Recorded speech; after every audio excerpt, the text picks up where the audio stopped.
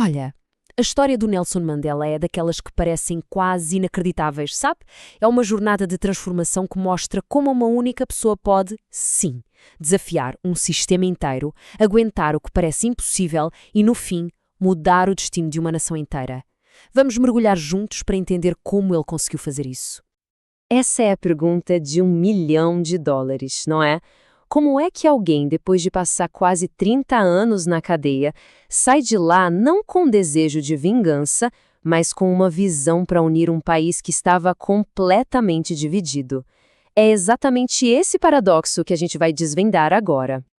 Para a gente entender o Mandela, primeiro a gente precisa entender o mundo em que ele vivia. O apartheid não era só preconceito, não.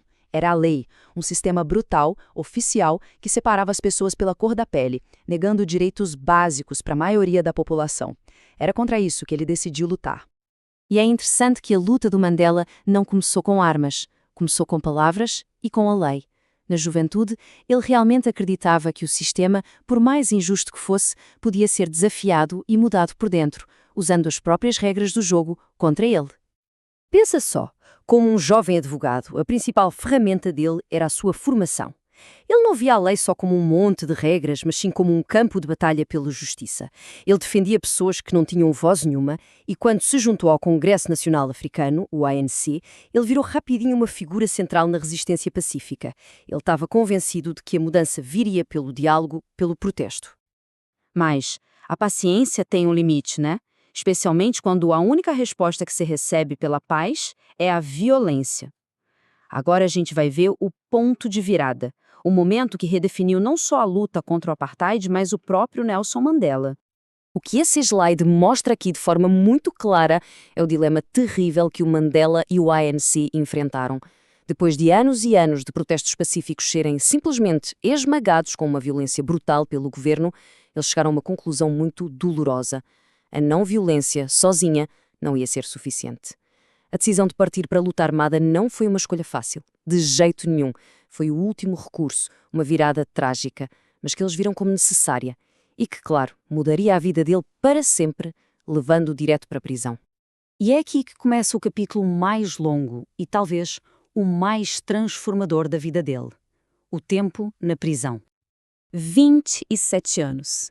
Parem um segundo para pensar nisso. 27 anos. Quase 3 décadas. É um tempo que a gente mal consegue imaginar.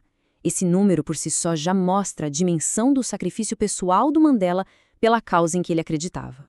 O mais incrível é que foi justamente atrás das grades que a influência dele se tornou global. Mas como é que ele manteve a cabeça erguida diante de condições tão desumanas? Bom, ele transformou a prisão numa espécie de universidade. Ele organizava aulas, estudava, debatia, manteve a disciplina, não só para si, mas para os seus companheiros.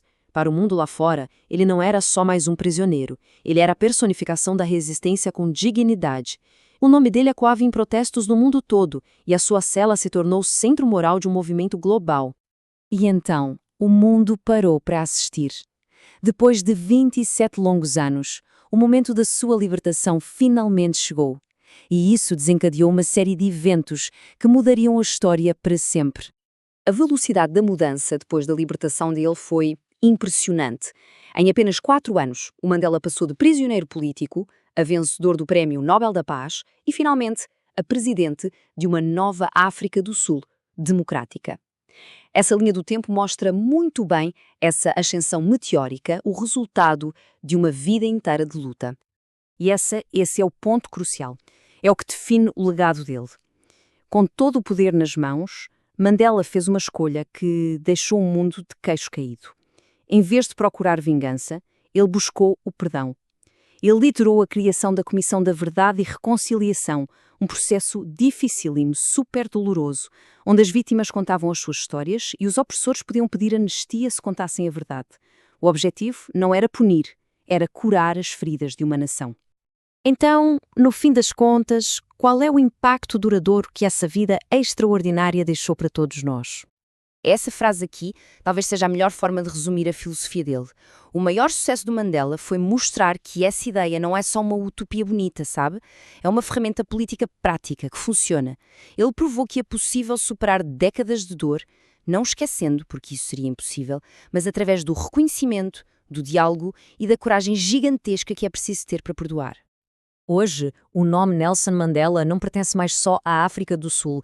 Ele se tornou um símbolo universal desses valores que são fundamentais para todos nós.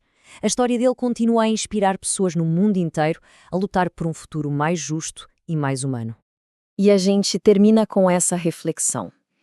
A vida do Mandela nos oferece uma resposta muito poderosa, mas a pergunta, no fundo, continua valendo para cada um de nós nas nossas vidas.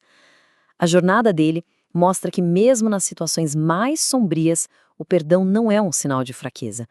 Na verdade, talvez seja a força mais poderosa que existe para a gente poder construir um novo começo.